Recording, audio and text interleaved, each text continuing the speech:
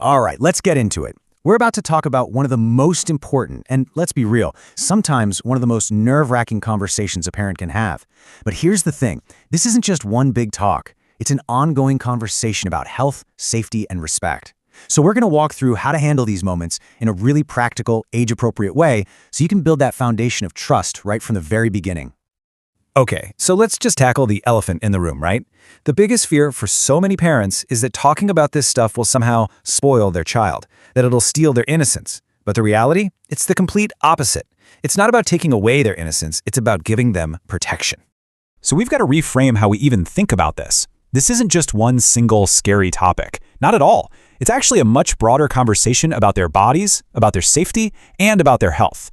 Think of it as empowering them with knowledge, not exposing them to things too soon.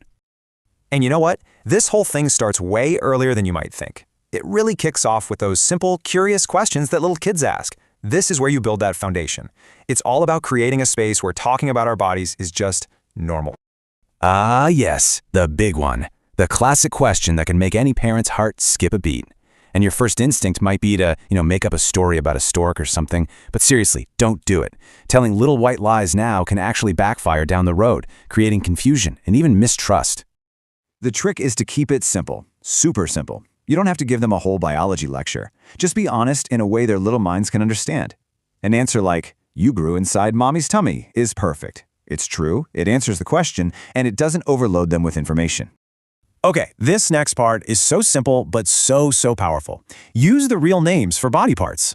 I mean, we don't make up cutesy nicknames for an elbow or a knee, right?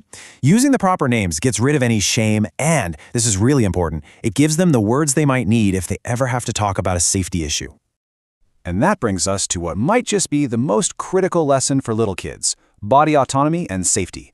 Teaching the difference between a good touch and a bad touch is honestly not optional. It's their first real tool for self-protection. But look, it's not enough to just tell them about it. They need a plan.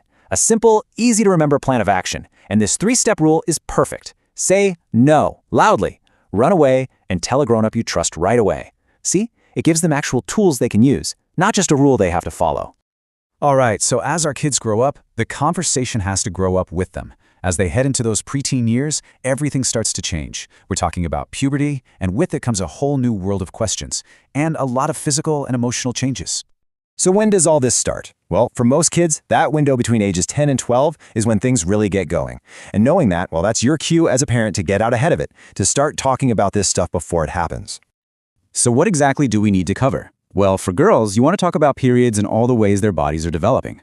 For boys, the voice getting deeper, body hair, all that stuff. And for everyone, this is huge, you have to talk about the new emotions they're feeling, which can be like a total roller coaster. Oh, and hygiene too, super practical, super important.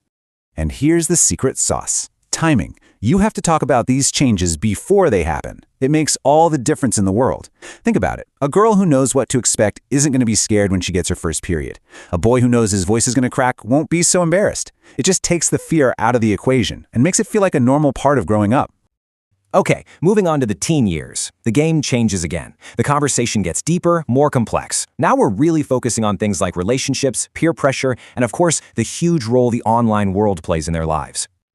Yeah, the topics get a lot heavier here, but they are so essential. We're talking about what a healthy relationship really is. We're talking about consent, what it means, and why it's not optional. We're talking about protection, consequences, and the very real risks of teenage pregnancy. And we absolutely have to talk about all the misinformation they're seeing online.